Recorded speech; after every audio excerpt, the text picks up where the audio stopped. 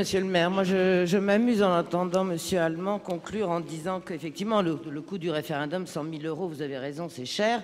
Mais enfin, de dire qu'on pourrait l'utiliser pour des associations, on pourrait aussi, accessoirement, l'utiliser pour des tas d'actions envers les Niçois. Bon. Pour vous, monsieur le maire, je vous ai écouté, moi, avec beaucoup de plaisir. Parce que vous avez parlé d'aménagement du territoire, vous avez parlé, j'ai tout noté, d'intérêt stratégique, vous avez parlé de sauvegarde du patrimoine.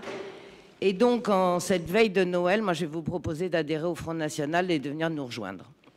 Parce que vous avez un discours qui, moi, me convient tout à fait. Sauf que j'ai quand même une petite hésitation, parce qu'effectivement, je reviens de passer une semaine à Strasbourg.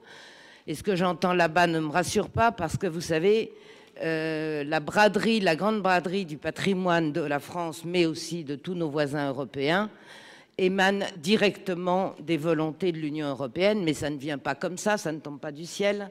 C'est évidemment la responsabilité directe de la signature du traité de Lisbonne qui, sauf erreur de ma part, a été signé évidemment par la gauche, le Parti socialiste et leurs petits camarades, mais aussi par l'UMP à laquelle vous appartenez, monsieur le maire. Alors, il y a effectivement les paroles d'un côté, et je vous le répète, je suis tout à fait en phase avec ce que vous dites, sauf que finalement, je finis quand même par avoir un sérieux doute, parce que vous savez très bien que le référendum est une valeur à nos yeux, un outil d'ailleurs, que nous ne souhaitons pas utiliser n'importe comment. C'est-à-dire, nous ne voulons pas non plus le galvauder. Vous savez très bien, monsieur Estrosi, que quel que soit le résultat de ce référendum, et je pense effectivement avec vous tous qu'il sera favorable, c'est-à-dire que les Niçois s'opposeront, et ils auront bien raison, à la vente de cet aéroport.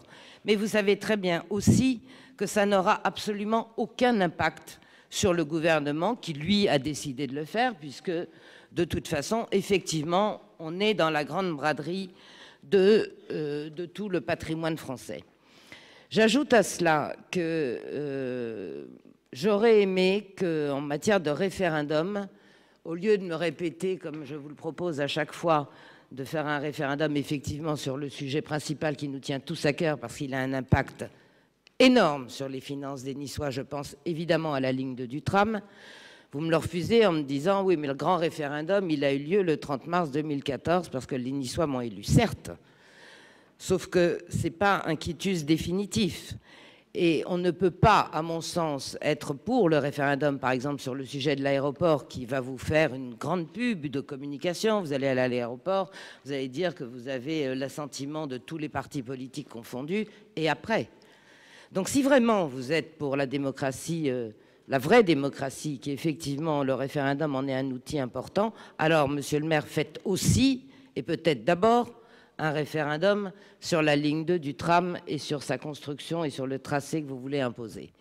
Voilà ce que je voulais vous dire. Alors, c'est vrai, vous avez raison, nous n'avions pas participé au vote du vœu que vous aviez émis au dernier conseil municipal. Nous avons voté pour, à reculons, je vous l'avoue, avec toutes les restrictions que j'avais énoncées lors du conseil métropolitain de lundi. Aujourd'hui, je pense que nous ne participerons pas au vote parce qu'il y a trop de décalage, monsieur le maire, franchement, entre ce que vous dites, ce que vous énoncez et auquel on aimerait bien se joindre, et puis la réalité des choses. Vous savez très bien que ça ne peut pas se passer comme ça. Merci beaucoup.